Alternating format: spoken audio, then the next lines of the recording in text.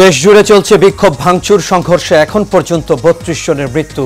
সারা দেশে অনির্দিষ্টকালের জন্য কারফিউ, আগামী ৩ দিন সাধারণ ছুটি। দেশজুড়ে সহিংসতা চালাচ্ছে সন্ত্রাসীরা, বললেন প্রধানমন্ত্রী। প্রতিহত করতে দেশবাসীকে এগিয়ে আসার আহ্বান। এবং সরকার পতনের ষড়যন্ত্র করছে বিএনপি, অভিযোগ ডক্টর রাজ্জাকের। গণ অভ্যুত্থানের সূচনা, দাবি মির্জা ফখরুলের।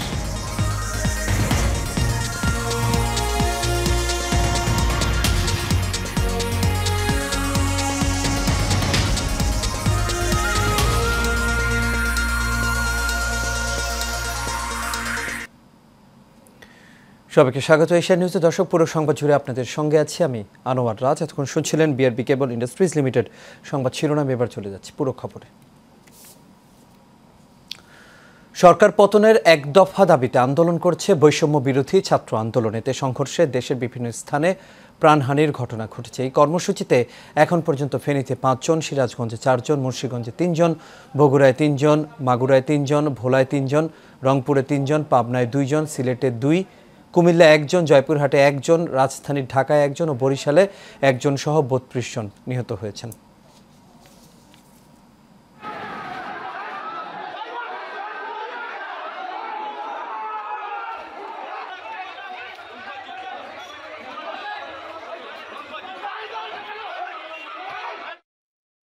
সন্ধ্যা ৬টা থেকে ঢাকা সহ বিভাগীয় সদর, জেলা সদর, সিটি কর্পোরেশন অনির্দিষ্টকালের জন্য কারফিউ ঘোষণা করেছে স্বরাষ্ট্র মন্ত্রণালয়। আজ স্বরাষ্ট্র মন্ত্রণালয়ের সিনিয়র তথ্য অফিসার শরীফ মাহমুদ অপু এক সংবাদ বিজ্ঞপ্তিতে এই বিষয়টি নিশ্চিত করেছেন। এতে বলা হয়েছে, আজ সন্ধ্যা ৬টা থেকে পরবর্তী নির্দেশ না দেওয়া পর্যন্ত ঢাকা মহানগর সহ সব বিভাগীয় সদর, সিটি কর্পোরেশন, পৌরসভা, শিল্পাঞ্চল, জেলা সদর ও উপজেলা সদরে সান্ধ্য আইন বলবৎ করা হলো। এর আগে শনিবার বৈষম্য বিরোধী ছাত্র আন্দোলনের পক্ষ থেকে সরকার পদত্যাগের দাবিতে এক দফা কর্মসূচি দিয়ে অসহযোগের ডাক দেয়। রোববার সকাল থেকে তাদের ডাকা অসহযোগ কর্মসূচি চলছে। এদিকে বিকেলে এক নির্বাহী আদেশে আগামী ৩ দিন সাধারণ ছুটি ঘোষণা করা হয়েছে।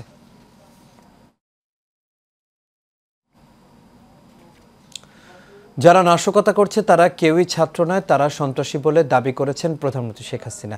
এই সন্ত্রাসীদের শক্ত হাতে দমন করার জন্য দেশবাসীর প্রতি আহ্বান জানান তিনি। রোববার গণভবনে নিরাপত্তা সংক্রান্ত জাতীয় কমিটির বৈঠকে এসব কথা বলেন সরকার প্রধান। সকালে কমিটির আহ্বায়ক প্রধানমন্ত্রী শেখ হাসিনার সভাপতিত্বে এই সভা শুরু হয়। সভায় উপস্থিত ছিলেন বিভিন্ন দপ্তরের মন্ত্রী, প্রতিমন্ত্রী, নিরাপত্তা উপদেষ্টা, সচিব, সেনা, নৌ, বিমান, পুলিশ, বিজিবি, কোস্টগার্ড, ফোর্সেস, ইন্টেলিজেন্স ও এনএসআই এর প্রধান সহ এই কমিটির সদস্য 29 জন।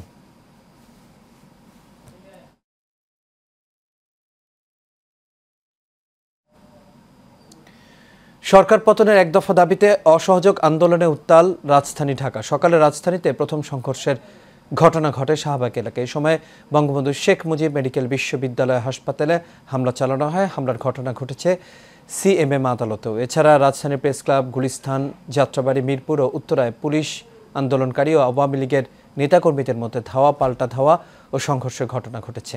এই মিতু রিপোর্টে দেখুন বিস্তারিত। সকাল থেকেই সরকার পতনের দাবিতে সর্বাত্মক অসহযোগ আন্দোলনে শাহবাগ এলাকায় বিক্ষোভ শুরু করে কোটা আন্দোলনকারীরা। এতে শাহবাগের চারপাশের রাস্তায় যান চলাচল বন্ধ হয়ে যায়। পর্যায়ে আন্দোলনকারীরা উত্তেজিত হয়ে দেশের মেডিকেল শিক্ষার সর্বোচ্চ বিদ্যাপাঠ বঙ্গবন্ধু শেখ মুজিব মেডিকেল কলেজ হাসপাতালের বাইরে থাকা যানবাহনে আগুন দেয়। পরে হাসপাতালের ভেতরে ঢুকে ভাঙচুর ও অগ্নিসংযোগ চালানো হয়। এতে আতঙ্কিত হয়ে ছোটাছুটি করতে শুরু করে হাসপাতালে অবস্থানরত রোগীরা। এদিকে রাজধানীর মিরপুর 10 নম্বরে আগে থেকে অবস্থান নেয় আওয়ামী লীগের নেতৃত্বে বিভিন্ন অঙ্গ সংগঠনের নেতাকর্মীরা। পরে শিক্ষার্থীরা বিভিন্ন এলাকা থেকে জড়ো হয়ে মিরপুর 10 নম্বরের দিকে এগিয়ে গেলে মুখোমুখি অবস্থান নেয় দুই পক্ষ। চলে ধাওয়া পাল্টা ধাওয়া। পূর্ব ঘোষিত কর্মসূচি অনুযায়ী রাজধানীর উত্তরা বিএনএস টাওয়ারের সামনে অবস্থান নেয় আন্দোলনকারীরা।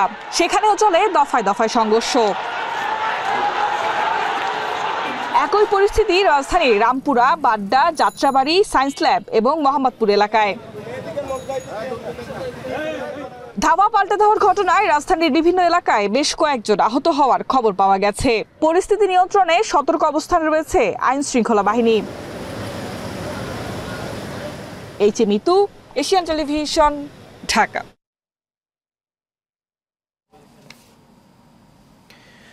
দর্শক, রাজধানীর সবশেষ পরিস্থিতি জানাতে এই পর্যায়ে মিরপুর এলাকায় আমাদের সহকর্মী আছেন আসাদুজ্জামান আসাদ, তার সাথে যুক্ত হওয়ার চেষ্টা করছি। আসাদ, আশা করি আপনি আমাকে শুনতে পাচ্ছেন। আসাদ, মিরপুরে বর্তমান পরিস্থিতি আমাদের জানাবেন। ধন্যবাদ রাজ। আমি এই মুহূর্তে অবস্থান করছি মিরপুর 10 নম্বর যে গোলচত্বর রয়েছে সেখানে। আসলে আজকে মিরপুর অবস্থা খুব ভয়াবহ অবস্থান ছিল। সকাল থেকে আমরা দেখেছিলাম গোলচত্বরটি কেন্দ্র করে ছাত্রলীগের নেতাকর্মীরা কিন্তু অবস্থান করেছিল এবং আস্তে আস্তে বৈষম্য বিরোধী যে ছাত্র রয়েছে তারা কিন্তু এই জায়গাটি দখল করার চেষ্টা করে। এক পর্যায়ে প্রায় 3টার সময়ে যখন তারা এই জায়গায় ছাত্ররা কিন্তু দখল করে ফেলে এবং কিছুক্ষণ পরে অর্থাৎ 3:30টার দিকে আর্মিরা এসে এখানে তাদেরকে ছত্রভঙ্গ করে দেয়। এই মুহূর্তে কিন্তু ছাত্ররা এখানে রয়েছে এবং তাদেরকে ঘিরে সেনাবাহিনী দাঁড়িয়ে রয়েছে এবং তাদেরকে বলা হচ্ছে যে আপনারা সুশৃঙ্খলভাবে আন্দোলন করতে। এই মুহূর্তে কিন্তু পুরো মিরপুরটি থমথম অবস্থায় বিরাজ করছে, অর্থাৎ আর এই সেখানে তার ভিতরে কিন্তু আর জনসাধারণ প্রবেশ করতে দিচ্ছে না এবং বের হতে দিচ্ছে না। এবং আমরা দেখেছি এখানে পুলিশ এবং ছাত্র এবং আওয়ামী লীগ ত্রিমুখী সংঘর্ষ কিন্তু আজকে এখানে সারাদিন কিন্তু হয়েছে এবং অনেক মানুষ আহতর ঘটনা কিন্তু এখানে হয়েছে। এবং এই মুহূর্তে পুরো মিরপুর যে গোলচত্বরটি থমথমে এবং রণক্ষেত্রের যে অবস্থা তা কিন্তু বিদ্যমান এবং পুরো এলাকাটি এখন সেনাবাহিনী নিয়ন্ত্রণে রয়েছে। এই মুহূর্তে কিন্তু আর সংঘর্ষ যে বিষয়টি তা কিন্তু এখন পর্যন্ত এখন স্থগিত রয়েছে, এখন সংঘর্ষ থেমে গিয়েছে। এই ছিল রাজ আমার কাছে মিরপুরের গোলচত্বর থেকে এই পর্যন্ত সর্বশেষ। জি আসাদ, আপনাকে অসংখ্য ধন্যবাদ। দর্শক, মিরপুর থেকে আমাদের সঙ্গে যুক্ত হচ্ছেন সহকর্মী আসাদ, তিনি সেখানকার সবশেষ পরিস্থিতি আমাদের জানাচ্ছিলেন। চলে যাচ্ছে পরবর্তী খবরে। ছাত্র সমাজকে বিভ্রান্ত করে কোটা সংস্কার আন্দোলনকে এক দফাতে রূপান্তরিত করেছে বিএনপি জামায়াত, এমন মন্তব্য করেছেন আওয়ামী লীগের প্রেসিডিয়াম সদস্য ডক্টর আব্দুর রাজ্জাক। বঙ্গবন্ধু কৃষিবিদ পরিষদের উদ্যোগে শান্তি সমাবেশে এই কথা বলেন তিনি। এ সময় আওয়ামী লীগের যুগ্ম সাধারণ আফম বাহাউদ্দিন নাসিম বলেন, স্বাধীনতার মর্যাদার বিরুদ্ধে আবারও আঘাত হানছে জামায়াত বিএনপি। বিস্তারিত নূর মোহাম্মদ ভূঁইয়ার রিপোর্ট। চলমান সময় দেশের ষড়যন্ত্র ও নৈরাজ্যের বিরুদ্ধে রাজধানী মানিক মিয়া এভিনিউতে শান্তি সমাবেশ করে বঙ্গবন্ধু কৃষিবিদ পরিষদ। এতে যোগ দেন আওয়ামী লীগের কেন্দ্রীয় নেতারা। এ সময় আওয়ামী লীগের যুগ্ম সাধারণ সম্পাদক আফম বাহাউদ্দিন নাসিম বলেন, স্বাধীনতার মর্যাদার বিরুদ্ধে যারা আঘাত হানেছে তাদের বিরুদ্ধে রুখে দাঁড়াতে হবে। বাংলাদেশকে যারা অর্থনীতিকে তারা ধ্বংস করতে চায়, বাংলাদেশের মানুষের ভাগ্যকে দিয়ে যারা ছিনিমিনি খেলতে চায়, সেই অশুভ শক্তির বিরুদ্ধে আমাদেরকে সোচ্চার হতে হবে, প্রতিবাদী হতে হবে। আর আওয়ামী লীগের প্রেসিডিয়াম সদস্য ডক্টর আব্দুর রাজ্জাক বলেন, ছাত্র সমাজকে বিভ্রান্ত করে কোটা সংস্কার আন্দোলনকে যারা এক দফাতে রূপান্তর করেছে তারা বিএনপি জামাত। আন্দোলনের নামে এক দফা দেওয়া হয়েছে, অশান্তি সৃষ্টি করা হচ্ছে, নাশকতা করা হয়েছে, ধ্বংসলীলা করা হয়েছে, তাণ্ডব করা হয়েছে এবং আগামী দিনে করার পরিকল্পনা করা হচ্ছে। প্রতিদিন হুমকি আসছে। এই সকল হুমকির বিরুদ্ধে এই এক দফা আন্দোলনকে মোকাবেলা করার জন্য আজ কৃষিবিদ সমাজ এই খামারবাড়ি অঙ্গনে আমরা সমবেত হয়েছি। রাজপথে আওয়ামী লীগের অবস্থান চলমান থাকবে জানিয়ে স্বাধীনতা বিরোধীকে নির্মূল করে ঘরে ফেরার হুঁশিয়ারি দেন ডক্টর আব্দুর রাজ্জাক। আমাদের এই রাজপথে অবস্থান অবশ্যই চলমান থাকবে। নূর মোহাম্মদ ভূঁইয়া, এশিয়ান টেলিভিশন, ঢাকা। সরকার পদত্যাগে যত বিলম্ব করবে তত বেশি ক্ষতি হবে দেশ ও জাতির। রাজনৈতিক দল হিসেবে ক্ষতিগ্রস্ত হবে আওয়ামী লীগ। এই মন্তব্য করেছেন বিএনপির মহাসচিব মির্জা ফখরুল ইসলাম আলমগীর। সকালে রাজধানীর গুলশানে বিএনপি চেয়ারপারসনের কার্যালয়ে সংবাদ সম্মেলনে তিনি এসব কথা বলেন। তিনি এই সময় আরও জানান, দেশে গণ অভ্যুত্থানের সূচনা হয়েছে।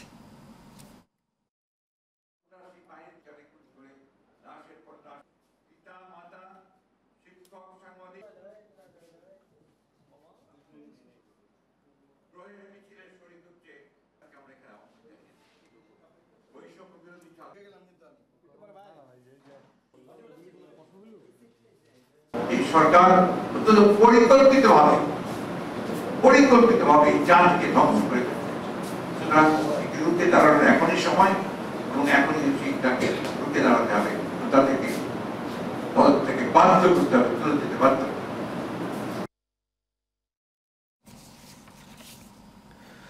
আন্দোলনকারীদের ওপর গুলি না করার নির্দেশনা চেয়ে করা রিট খারিজ করেছেন হাইকোর্ট। তবে রিটের পর্যবেক্ষণে আন্দোলনকারীদের ওপর নির্বিচারে গুলি করা যাবে না উল্লেখ করে আইনশৃঙ্খলা বাহিনীকে পুলিশ কঠোরভাবে অনুসরণ করার নির্দেশ দেওয়া হয়। বিস্তারিত শাফিউদ্দিন আহমেদের রিপোর্টে। পুলিশ রেগুলেশন অফ বেঙ্গল বা প্রবিধান অনুযায়ী কোনো আন্দোলন কিংবা কর্মসূচিতে কারো উপর নির্বিচারে গুলি চালানো যাবে না, তবে জীবন রক্ষার্থে সর্বশেষ ধাপ হিসেবে গুলি করতে পারবে পুলিশ। আন্দোলনকারীদের উপর গুলি না করার নির্দেশ চেয়ে করা রিটের পর্যবেক্ষণে আইনশৃঙ্খলা বাহিনীকে এই বিধানের প্রতিটি ধাপ কঠোরভাবে অনুসরণের নির্দেশ দেন বিচারপতি মোস্তফা জামান ইসলাম এবং SM মাসুদ হোসেনের হাইকোর্ট বেঞ্চ। একই সাথে খারিজ করা হয় রিটটি। তাদেরকে মাইকিং করে বলতে হবে যে হ্যাঁ আমরা এখন গুলিবর্ষণ করছি, তারপরেও রয়েছে যদি গুলিবর্ষণও করতে হয় তাহলে এমনভাবে করবে যাতে সর্বনিম্ন ক্ষতি হয়, অর্থাৎ তাদেরকে ডাইরেক্ট তাক করে না। রিটকারী আইনজীবীরা আদালতের এমন পর্যবেক্ষণকে ইতিবাচক হিসেবে মন্তব্য করেন। ফ্রিডম অফ অ্যাসোসিয়েশন সেটিকে মানতে হবে। আমাদের যে প্রোটেস্টের ব্যাপার, সেই প্রোটেস্টের ব্যাপারে উনি বলেছেন এটাও তাদের সাংবিধানিক অধিকার, এবং পুলিশকে তিনি কিছু ডাইরেকশন দিয়েছেন যে কোনো শান্তিপূর্ণ মিছিলে বা কোনো শান্তিপূর্ণ আন্দোলনে বা কোনো শান্তিপূর্ণ প্রোটেস্টে সমাবেশে পুলিশ তাদের যে রুল রয়েছে সেই রুল ফলো করবে। আমাদের মামলাটা যদিও কাগজে কলমে বলা হচ্ছে খারিজ করা হয়েছে, কিন্তু এক্স্যাক্টলি আমরা এই প্রার্থনাই করেছিলাম ওনাদের কাছে যাতে পুলিশ এক্সেসিভ ফোর্স ব্যবহার না করে, এবং আদালত থেকে ওনাদের কাছে আমাদের অসংখ্য ধন্যবাদ এবং আমাদের কাছে কৃতজ্ঞ যে এই ক্রান্তিলগ্নে তারা পুলিশকে তাদের দায়িত্বটা মনে করিয়ে দিয়েছেন, এবং একই সাথে আমাদের আন্দোলনকারীদেরকেও মনে করিয়ে দিয়েছেন যে এটি একটি শান্তিপূর্ণ আন্দোলন, এখানে তারা যেন কোনো ভায়োলেন্সের দিকে না যায়। অপরদিকে এই রিটকে রাজনৈতিক উদ্দেশ্যে করা ভিত্তিহীন আবেদন বলে উল্লেখ করেছেন রাষ্ট্রের প্রধান আইন কর্মকর্তা। এই যে এগুলো সম্পূর্ণ পলিটিক্যাল মোটিভেশন ওনারা আসছেন, রুলসের ব্যত্যয়ের কারণে আমরা বলছি এই পিটিশনটা খারিজ হবে। আদালত আমাদের বক্তব্য শুনে পিটিশনটা কিন্তু সামারিলি খারিজ করে দিয়েছেন। যদি কোনো সভা সমাবেশ থেকে কোনো ধরনের সহিংসতা বা অরাজকতা বা উশৃঙ্খলা সৃষ্টি হয়, সেই ক্ষেত্রে পুলিশ যে তারা লেথাল আর্মস, তারা ফায়ার আর্মস এগুলো ইউজ করতে পারবে যদি প্রয়োজন হয়। তো বলছে এটা করার সময় তারা যেন এটা আইন অনুযায়ী এটা করতে পারবে। বৈষম্য বিরোধী আন্দোলনকে ঘিরে সৃষ্ট সহিংসতায় বিভিন্ন সময় আইনশৃঙ্খলা বাহিনীর গুলি চালানোর প্রেক্ষিতে করা এই রিটে মন্ত্রিপরিষদ সচিব, স্বরাষ্ট্র সচিব, পুলিশ মহাপরিদর্শক, সেনাপ্রধান সহ সংশ্লিষ্টদের বিবাদী করা হয়েছিল। আন্দোলনকারীদের উপর গুলি চালানোর ক্ষেত্রে পুলিশ প্রবিধানের প্রতিটি ধাপ কঠোরভাবে অনুসরণ করার নির্দেশনা দিয়ে রিট খারিজ করেছেন আদালত। তবে রিট খারিজ করা হলেও আদালতের পর্যবেক্ষণ এবং এমন নির্দেশনায় সন্তোষ প্রকাশ করেছেন রিটকারী আইনজীবীরা। অপরদিকে অ্যাটর্নি জেনারেল বলছেন এই রিটটি সম্পূর্ণ রাজনৈতিক উদ্দেশ্য প্রণোদিত। হাইকোর্ট থেকে শাফিউদ্দিন আহমদ, এশিয়ান টেলিভিশন।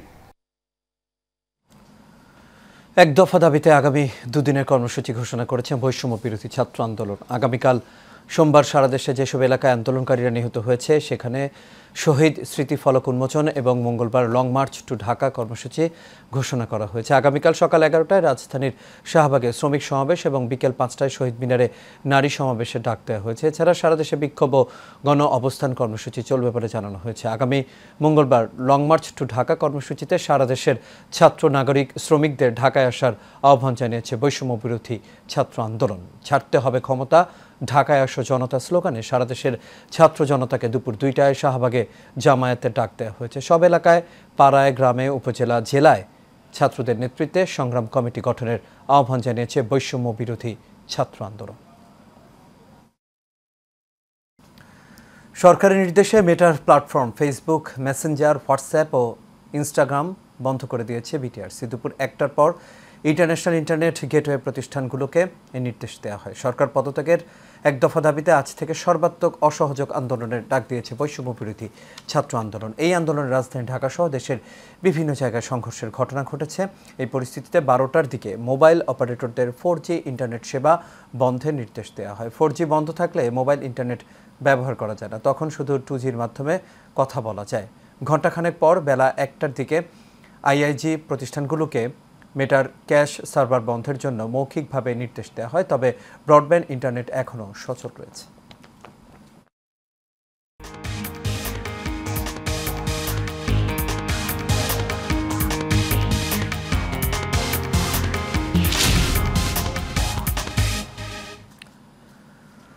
আন্তর্জাতিক প্রসঙ্গ, ফিলিস্তিনের অবরুদ্ধ গাজা ভূখণ্ডে ইসরায়েলি বর্বর হামলায় গত 24 ঘন্টায় আরও 17 ফিলিস্তিনি নিহত হয়েছেন, আহত হয়েছেন আরও বহু মানুষ। ফিলিস্তিনি বার্তা সংস্থা ওয়াফা জানিয়েছে, গাজা শহরের শেখ রাদওয়ান পাড়ায় অবস্থিত হামামা স্কুলে হামলায় আরও অনেকেই আহত হয়েছেন। হামলার শিকার স্কুলটিতে ফিলিস্তিনি শরণার্থী পরিবারগুলো আশ্রয় নিয়েছিল। স্কুলে কমপক্ষে 3টি বোমা ফেলা হয়েছিল। প্রথমবার হামলার পর উদ্ধারকারী এবং স্কুলের ভেতরে স্বেচ্ছাসেবকরা ধ্বংসস্তূপের নিচে থেকে লোকদের পালাতে সাহায্য করার চেষ্টার সময় ফের হামলার ঘটনা ঘটে। গত প্রায় 10 মাসের অভিযানে গাজায় মোট নিহতের সংখ্যা ছাড়িয়েছে 39,500। আর এর সাথে শেষ করবে এশিয়ান নিউজ। তবে যাবার আগে বিআরবি কেবল ইন্ডাস্ট্রিজ লিমিটেড সংবাদ শিরোনামগুলো দেখে নেব দর্শক আরও একবার।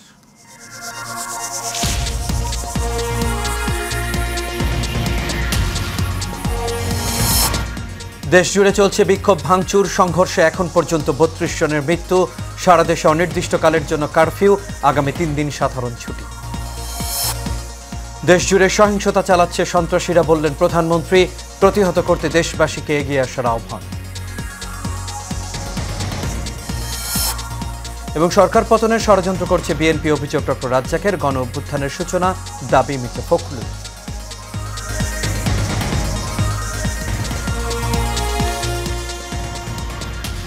দর্শক, এই ছিল আমাদের এখনকার আয়োজন। আমাদের পরবর্তী সংবাদ দেখার আমন্ত্রণ রইল। এতক্ষণ সাথে থাকার জন্য সবাইকে ধন্যবাদ।